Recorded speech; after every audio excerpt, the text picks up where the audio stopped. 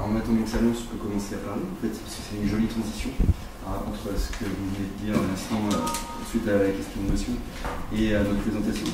Il me semble que sur le bassin périphérique, c'est le bureau d'études Asconic qui est à l'FM, je suis pas certain. C'est possible, ça me dit quelque chose. Feu bureau d'études Asconic, et en fait, la méthode qu'il avait utilisée, je pense que c'était une méthode qu'on avait transférée au bureau d'études. En fait, la présentation que je vais faire maintenant, elle est en lien direct avec deux autres grosses études qui avaient été faites à des échelles différentes et qui étaient plus au niveau d'usage. D'ailleurs, c'était AELB, Loire-Bretagne, et Adour-Garonne, les deux grosses agences de l'eau, qu'on avait fait avec Asconic Consultant. Et dans le cadre des dites études, on avait transféré la méthode au bureau d'études. Alors là, effectivement, ce qu'on va vous présenter aujourd'hui, c'est totalement... Oui. C'est celle-là, je pense. Et voici.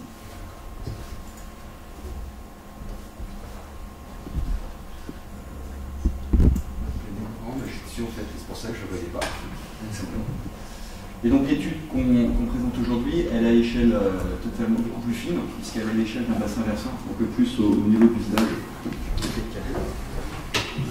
Plus au niveau du SAGE, excusez-moi. Donc voilà, donc l'objectif de la présentation, c'est de vous présenter une méthodologie de délimitation de zones humides potentielles. Et ça, c'est important de dire que c'est plutôt de zones même à potentialité humide. On ne prend pas trop de risques, parce que vous allez vous apercevoir que c'est pas chose aisée. Alors du coup, déjà on part sur un terrain d'études. Ce terrain d'études, c'est le bassin versant de l'Ador, et il a un certain nombre de particularités. Donc il y a une superficie quand même qui est assez importante. On voit que, au point de vue géographique, il y a trois massifs, il y a une plaine, deux zones de plaine même, puisqu'il y a la Limagne et la plaine d'Ambert, donc on se retrouve dans un contexte qui est relativement hétérogène. Avec en plus un fort dénivelé, puisqu'on part de 200 mètres pour les zones les plus basses à 1634 mètres à Pierre-sur-Autre, qui est le point culminant du territoire, et en même temps celui du département de la Loire, d'où l'on vient, puisqu'on vient de l'université de Saint-Étienne, j'ai oublié de le préciser. Et puis surtout, il y a un couvert forestier qui est très important, puisque 64% du territoire est couvert par de la forêt.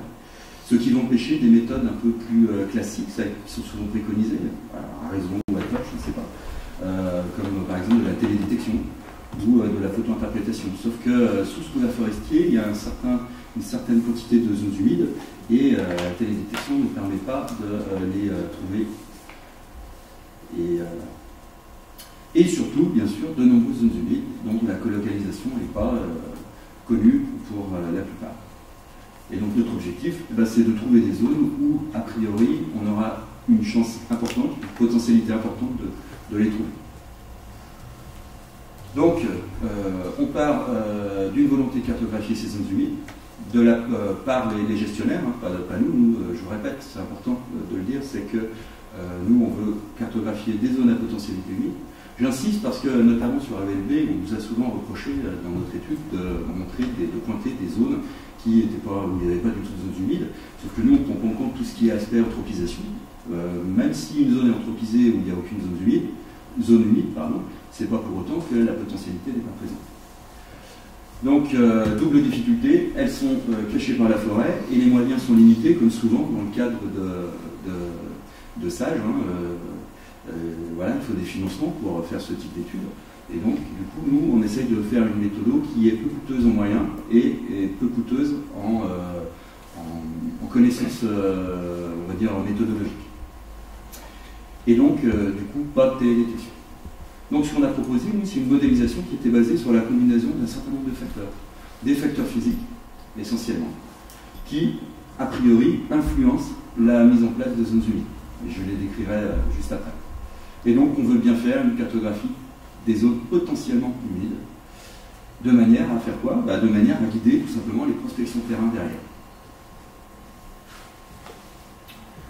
Donc pour cela, il nous faut des données, et ces données, on récupère les données qui sont disponibles pour toutes, quasiment pour toutes, de manière gratuite pour les acteurs du service public, les structures qui ont une mission de service public. Donc c'est les données IGN, la BD IT de l'IGN, par exemple, le SCAL 25 de l'IGN, la BD Ortho de l'IGN, éventuellement des orthophotographies qui viennent d'autres structures, comme par exemple, en l'occurrence pour le territoire, c'était le CREG, qui est le Centre régional auvergnat d'information géographique, qui maintenant d'ailleurs travaille main dans la main, entre guillemets, pour certaines missions, notamment pour l'IGN, avec l'IGN pour produire des orthophotographies de qualité encore meilleure, hein, en haute résolution. Et puis deux données qui sont un petit peu plus difficiles à mobiliser, c'est la carte géologique pour un 50 millième, et puis aussi des données qui viennent de Météo France. Et effectivement, là, pour les récupérer, eh ben, il y a un coût, voilà, financier. Alors du coup, ben, voilà, je vais rapidement, parce que le temps est compté, je vais rapidement présenter les différentes variables qu'on a prises en compte. D'abord, les substrats et les superficies et les formations superficielles qui sont prises là, qui sont plutôt tirées de la carte géologique pour un 50 millième. Et donc l'objectif, c'est de faire un reclassement de ces cartes géologiques de manière à hiérarchiser ces formations de celles qui ont une potentialité a priori moins humide, hein, parce qu'on est directement sur le sol, ou au contraire des potentialités qui sont beaucoup plus humides, là où il y a beaucoup d'alluvions, là où par exemple aussi il y a des formations d'arènes. Seul problème, c'est que toutes les formations superficielles ne sont pas cartées sur les cartes géologiques, et notamment tout ce qui correspond aux formations d'arènes. Donc on essaye de pallier après à ce problème-là. Et donc on a créé une petite méthode qui permet de modéliser la présence de zones aréniques en prenant en compte l'altitude et surtout les zones planes à un certain degré d'altitude en partant de la bibliographie. Donc en gros c'est sur les replats tertiaires où on peut trouver ces surfaces aréniques. Donc on a fait une modélisation de ces surfaces, de ces plateaux tertiaires. La BDLT et les formes de terrain, puisque les formes de terrain, la topographie va être importante. Donc en fait, on a mis en place l'utilisation d'un indice de forme morphométrique, pardon, excusez-moi, qu'on calcule à deux échelles différentes, de manière à prendre ces effets à la fois grande échelle et à la fois petite échelle, et que l'on va combiner et hiérarchiser également. Ensuite, il y a l'indice d'humidité, c'est un indice de type Bevan-Kirby, le Saga Wetness Index, qui est légèrement modifié pour mieux prendre en compte les surfaces en amont. On a pris une autre métrique qui est la distance verticale au-dessus des talwegs, qui va permettre de prendre en compte, en gros, la proximité de la nappe phréatique, notamment dans les plaines. Et ensuite, on a les sources. Donc le problème des sources, c'est qu'il n'existe pas de carte exhaustive sur la présence de ces sources. Donc en fait, on est allé prendre celles qui se trouvaient sur la carte topographique. Et on a calculé la surface aval de manière à prendre en compte en fait les zones qui étaient alimentées par ces sources. Ça, on le couple à la pente, en prenant une limite de pente qui est de l'ordre de 7 degrés, parce que lorsqu'on est dans la bibliographie, on s'aperçoit qu'au-delà de 7 degrés, eh bien, l'eau va avoir tendance à s'écouler plutôt qu'à s'infiltrer. Et puis la présence d'arène ou pas d'arène, puisque l'arène va provoquer un espèce de processus d'éponge humide qui va avoir tendance à accumuler l'eau, et donc à faciliter la mise en place des zones humides. Le facteur climato, ce qui est important, hein, il va participer à la saturation permanente des sols, permanente ou temporaire en fonction donc là, on prend tout simplement un indice de Gossen qui est la précipitation divisée par 2 fois la température, quelque chose qui c'est un indice qui est assez classique. Et donc, du coup, on part des données météo France. Alors, toutes ces données qui, a priori, sur notre territoire, alors on pourrait en prendre d'autres, on pourrait prendre la pédologie, donc il faudrait qu'il existe une carte de la pédologie sur le territoire, ça c'est pas tout tort. Donc on a fait une sélection de différents facteurs qui, a priori, nous permettent de localiser ces zones potentiellement liées. La combinaison, elle se fait par une méthode assez classique d'analyse multicritère qui est présente dans beaucoup de logiciels. On l'appelle HCA aussi pour Hierarchical Classification, je ne sais plus. HCA, pardon, Analysis, je dis des bêtises. On le trouve dans Saga, on trouve même des modules qui permettent de le faire dans ArcGIS. On le trouve dans QGIS également, il y a un petit module qui permet de le faire. Donc nous on a utilisé le logiciel Idrisi qui l'intègre directement, c'est un logiciel qu'on a l'habitude d'utiliser. Et à la fin, donc en gros, on va hiérarchiser les facteurs. Donc les facteurs eux-mêmes sont déjà hiérarchisés du coup, des valeurs qui a priori permettent la présence de zones humides et puis ceux qui permettent de pas, comme par exemple la géologie, il y avait une hiérarchisation. Puis ensuite, les critères peuvent potentiellement être hiérarchisés les uns par rapport aux autres, en disant que tel facteur va avoir encore plus d'importance que tel autre facteur, ce à quoi nous sommes refusés. Pourquoi? Parce qu'on s'aperçoit que chaque personne n'a jamais le même avis sur la hiérarchisation de ces facteurs, en fonction des gestions, entre les gestionnaires, les scientifiques, je sais pas moi, les bureaux d'études, personne n'arrive jamais, même des fois, même deux spécialistes ne vont pas le classer de la même façon, donc nous on n'y change pas. On considère que chacun de ces facteurs a le même poids. Et puis on obtient en sortie une carte qui va avec des valeurs de 0 à 255. Là on travaille en fait en mode raster, chaque unité du terrain étant caractérisée par un petit pixel, en l'occurrence de 25 mètres par 25 mètres. Puisque notre donnée la plus utilisée, ça reste quand même le NNT qui est derrière, et le NNT d'IGN, la VDA qui est à 25 mètres. Pour l'instant. Alors on obtient un joli fichier avec plein de pixels. Alors il y en a plus de 2 millions de pixels sur le territoire, ce qui est un gros chiffre. Et chacun va apporter une valeur. On s'aperçoit qu'on a fait une petite étude statistique. Je passe vite là-dessus parce que vous allez voir qu'on va l'utiliser tout de suite après. Et ensuite, bien sûr, il faut qu'on fasse quelque chose avec ça. C'est-à-dire que, ok, mais alors ça va de 0 à 255, mais est-ce qu'il existe une limite qui va me dire qu'au-delà d'un certain score, ou en deçà d'un certain score, je suis en zone humide ou pas ou en zone non humide? Alors on a fait deux choses. On a fait 2 tirages aléatoires de 200 points sur l'ensemble du territoire. Et on allait récupérer leur valeur de MCE, donc la valeur de modélisation, cette fameuse valeur qui vont de 0 et 255. Et pour chacun de ces points, on est allé voir s'il correspondait à une zone humide ou une zone qui n'était pas humide. Alors comment est-ce qu'on fait ça? On va tout simplement faire en 2 étapes. Première étape, de la photo-interprétation.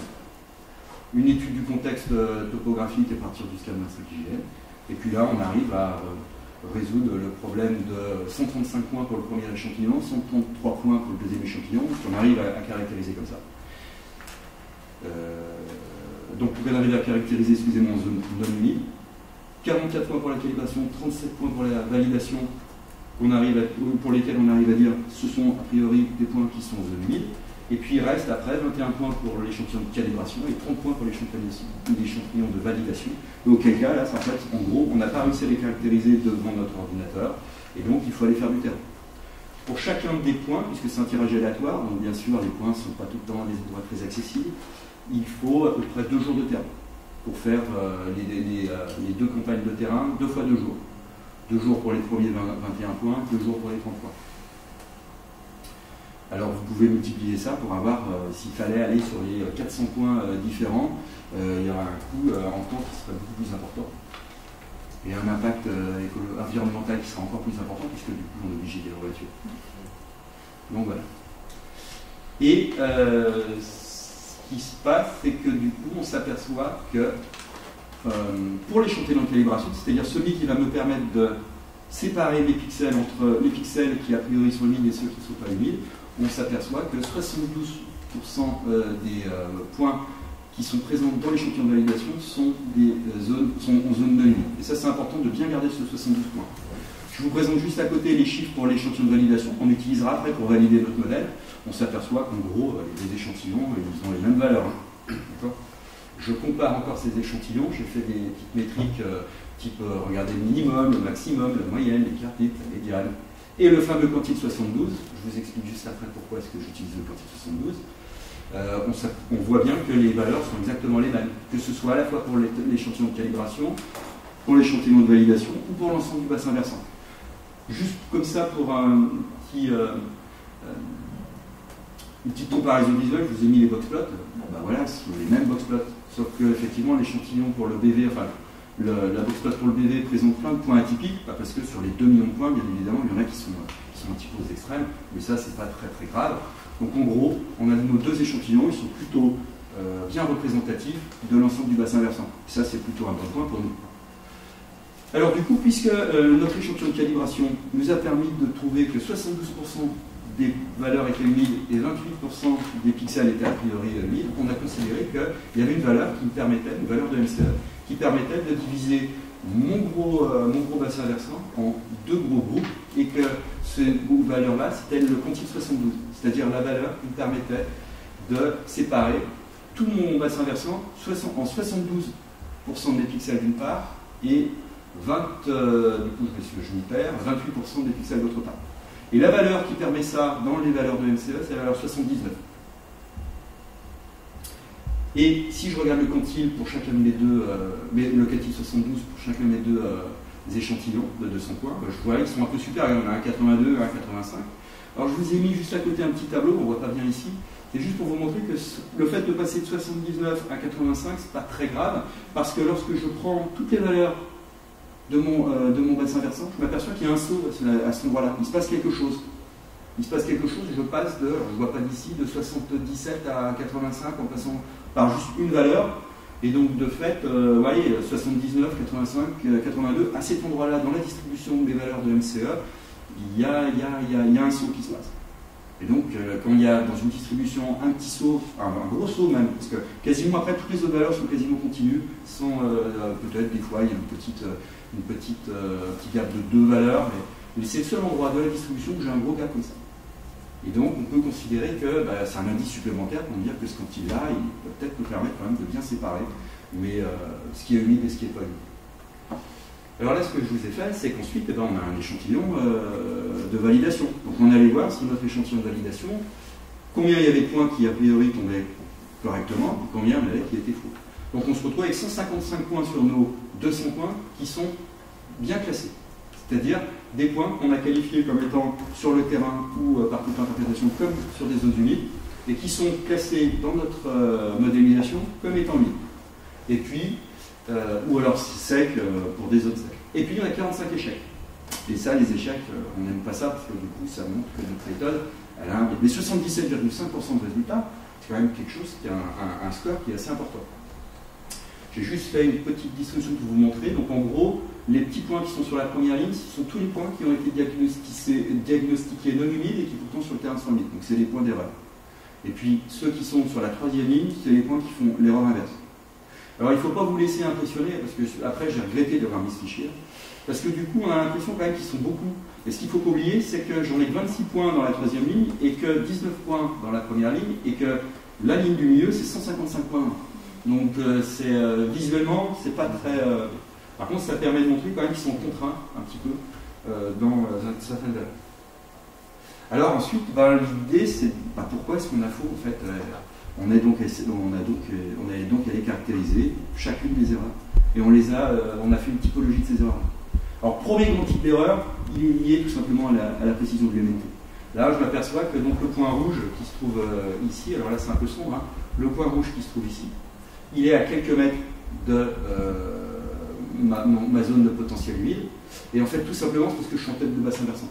Et que là, la forme du terrain, telle qu'elle est représentée dans le modèle numérique de terrain, n'est pas suffisamment marquée en fonction de nos facteurs à nous pour la faire passer en zone humide. Mais bon, c'est un peu rageant ça, parce que c'est quasi juste hein, quand même. On est à même pas un pixel. Donc un pixel, c'est 25 mètres par 25 mètres. Donc on n'est pas si faux que ça. Alors on ne mettra pas juste quand même. Je vais quand même en récupérer des points plus tard. On ne met pas juste quand même, parce qu'il y a un petit problème. Là, on pourra réfléchir par exemple à... est-ce qu'on peut prendre un unité plus précis? Est-ce qu'on peut prendre une enveloppe, agrandir un peu, dilater un peu notre enveloppe pour corriger ce type de biais? Alors, juste sur la diapo après, alors là on voit moins bien plus de luminosité, mais ici, clairement, on a une jolie petite zone humide hein, qui est présente. Mon point il est bien dans les zones humides, et sauf que voilà, la tête de bassin versant, il aurait fallu qu'elle s'étende comme ça. Deuxième exemple. Là, je suis pile dans le limite de zone. J'ai pas de bol, hein. Je suis dans le pixel, vraiment dans le pixel limite. Donc là, effectivement, mon point il était caractérisé comme humide, alors que sur le territoire, là, c'est caractérisation in situ, donc on est sur le terrain, il est sec. Mais en fait, ici, il y a une potentialité qui est très importante de zone humide, et aussi, ce qui se passe, c'est qu'il y a beaucoup d'anthropisation. Hein, ici, on est dans le plaine de l'Ador est juste là. Là, c'est tout anthropisé. Alors on ne voit pas bien aussi sur celui-ci. Alors ça c'était juste pour vous montrer, hein, le pixel, en gros les pixels s'arrêtent là, mon point est ici, je suis vraiment en limite de bordure, j'ai pas de chance. Alors là pour le coup c'est l'effet inverse, il ne faudrait pas dilater, il faudrait presque un petit peu éventuellement réduire. Là j'ai deux exemples, alors il y a un point ici, un point ici, c'était pour vous montrer, ils sont plein dans la vallée de l'Ador, c'est deux points qui sont totalement anthropisés. Je le montre. Il y en a un c'est sur une pile, sur une maison. Donc il ne pouvait pas décemment le caractériser comme étant humide, sauf qu'effectivement, après on peut se poser la question, hein, il n'y a pas des petites traces d'humidité, on ne le voit pas ici sur la photo, mais il y a quelques petites traces qui auraient pu éventuellement nous dire que ça peut-être le coup d'aller sur le terrain, là, donc il y a qu'à aller vérifier. Lui, là, il était caractérisé comme étant en zone sèche. Peut-être que c'était une bêtise. Mais bon, voilà, il y a quand même une maison, il y a peut-être du goudron, c'est difficile. Et on l'a fait à deux, c'est-à-dire qu'il y a une double validation de la photo-interprétation. Peut-être qu'il en faudrait une troisième. Là, c'est l'autre point, c'est le numéro 2, celui qui était plus en bas à l'est. Bon, il tombe sur une parcelle agricole, là, et on ne peut pas mettre en zone humide. Mais la potentialité humide est certainement présente parce que tout autour, il y a quand même des autour. Un autre exemple, là c'est un problème de photo-interprétation.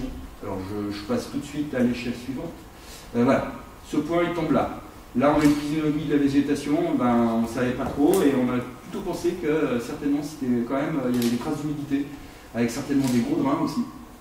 Et on a mis en potentialité humide, malgré le fait qu'on était dans l'ombre. Ça, maintenant, ce sera à refaire. Quand j'ai vu ce point-là, je pense qu'on l'a rajouté comme étant un point à y vérifier sur le terrain. Donc ça c'est un problème de photo-interprétation. Il y en a un certain nombre. Après, certainement que ces points vont permettre de. Vont pas forcément réduire ou augmenter le taux de réussite parce que voilà, ça va dans les deux sens. Un autre exemple, alors celui-ci c'est carrément un exemple complexe, je le ferai exprès, vous allez voir. Lui, donc, je suis en limite de pixels, je suis à une dizaine de mètres, pas bien plus. Ensuite, il y a un problème, ça se voit pas bien ici, quand on est allé sur le terrain, on s'est aperçu que la potentialité humide était immense. Sauf que, j'ai pas essayé, il y a trop de soleil. Là, c'est une photo quand on est allé avec le drone sur le terrain et on s'est aperçu, déjà qu'on était sur le terrain, qu'il y avait un réseau de drainage qui était énorme, immense. Sur la photo aérienne, on ne le voit pas trop, on le devine. Mais alors sur la photo avec le drone, c'est évident. Là, il y a un énorme drain, il y a plein de drains qui sont ici, là, c'est tout asséché, tout est drainé. Et on s'aperçoit que, alors là, on ne le voit pas, mais ici, il y a un drap énorme. Et par contre, malgré le fait qu'il y ait une potentialité humide qui soit évidente, mais qu'on va sur le terrain, c'est tout sec, hein, le drainage est foutrement efficace. C'est vraiment tout sec. Par contre, reste quand même un certain nombre de végétations qui restent là et qui ont des petites joncs, par exemple, voilà, elles sont en souffrance, mais elles sont encore présentes.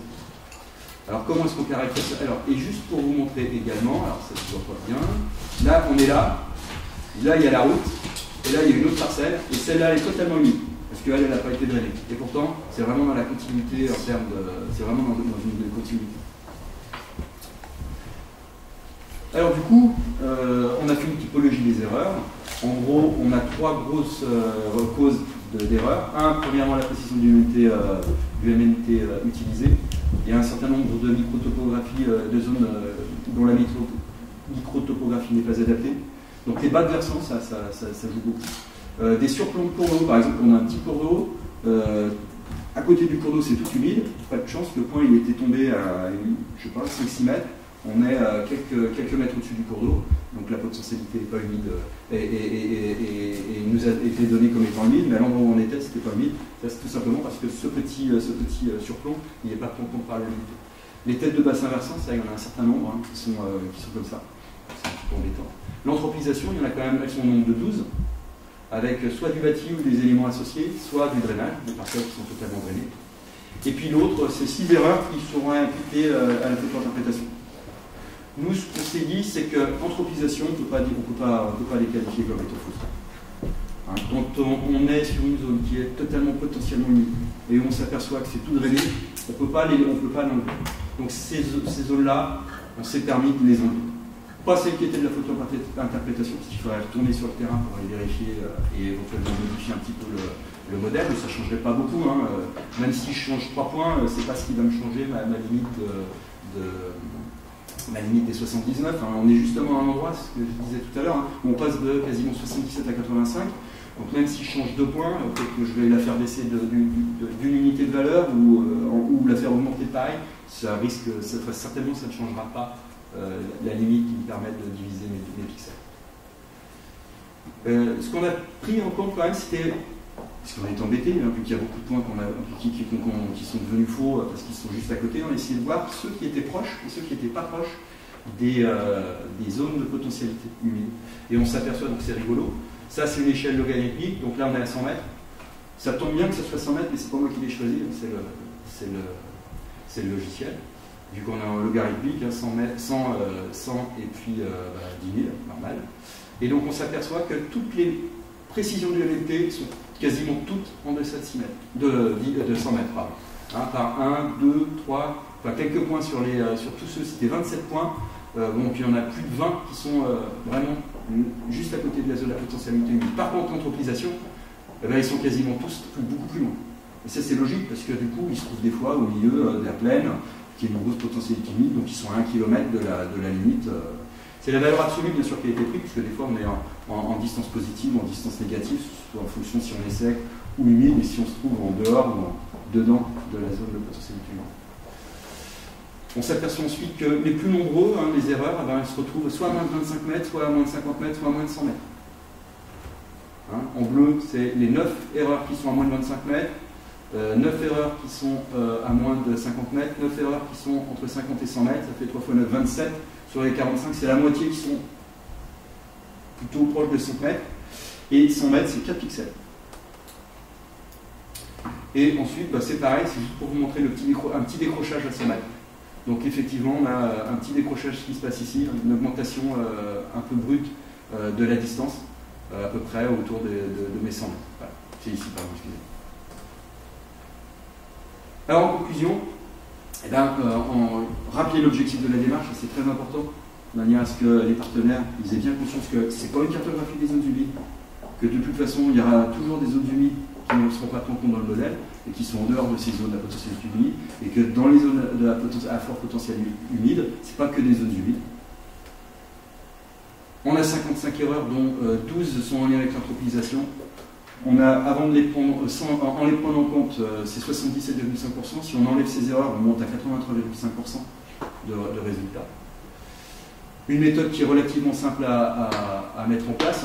La prise en compte de la combinaison des facteurs, c'est très vite. C'est un tableau à remplir dans un logiciel. C'est pas compliqué. On n'a pas besoin de logiciel propriétaire. Je vous dis que QGIS permet de le faire. On n'aura pas des valeurs de 0 à 255, parce qu'il y a une standardisation qui est faite dans le Grisi en plus. Mais on peut le mettre en place dans QGIS. Seul problème, c'est avoir l'expertise. Donc il faut se rapprocher d'un géomorphologue ou d'un géologue, ou alors avoir soi-même les compétences, bien sûr. Et puis, il faut bien réfléchir à quel facteur on va prendre et comment est-ce qu'on va les hiérarchiser. Pas besoin de LIDAR, même si ça se démocratise. Moi, je ne dis pas qu'il ne faut pas utiliser LIDAR, mais c'est vrai que ça a un coût quand même, un coût en financier, un coût en temps, un coût en compétences. Pas besoin d'images satellites. C'est pareil, là, le coût en images satellitaires, il est moindre parce qu'on a de plus en plus maintenant de données qui sont disponibles. Après, il faut savoir les manipuler, c'est pas tout le temps le cas dans les structures encore pour l'instant, même si ça va être amené à se développer. Et puis, par contre, donc, une bonne connaissance du terrain, ça c'est important de s'appuyer sur les gens de terrain, parce que c'est eux en fait qui vont pouvoir valider ensuite aussi la méthode, au-delà même des simples points d'échantillon aléatoirement tirés. Alors c'est une méthode qui s'améliore, elle est plus du tout, elle ressemble plus du tout à ce qui avait été fait par exemple pour AELB ou à EAG. D'abord c'était pas la même échelle, puis ensuite maintenant on rajoute quand même de la calibration par le terrain, la validation par le terrain également, pas par le tirage aléatoire. Et puis c'est une méthode qui va être amenée à s'améliorer. Alors c'est l'utilisation du RGValti. Maintenant, on peut télécharger un RGValti à 1 mètre ou à 5 mètres, sauf qu'il faut le traiter, parce qu'il y a encore beaucoup d'artefacts. Des fois, il y a des trous, des fois, il y a une limite de dalle qui se balade. Donc, pour calcul d'écoulement, pour le Sagawet Mass Index, ça rapporte, mais ça s'accumule. Voilà. Donc, il faut le traiter. faut le lisser, parce que aussi apparaissent des remblais d'autoroutes, il apparaissent plein de choses qui vont nous embêter dans la modélisation de ces écoulements. Et plus ça alourdit beaucoup les manipulations. On va passer de pixels à 25 mètres à des pixels à, mettons, 10 mètres après l'amélioration, entre guillemets, l'adaptation biométrique en fonction des objectifs. Et donc on va faire exploser le nombre de pixels. C'est pas grave, parce que maintenant les ordinateurs sont de plus en plus puissants, donc ça pose moins de problèmes.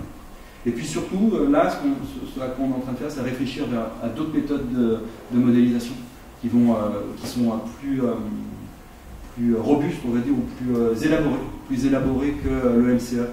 Et donc, c'est des méthodes qu'on développe dans le cadre du projet CARAB. Ce sont des modèles de modélisation par forêt d'arbres aléatoires. C'est de l'apprentissage machine.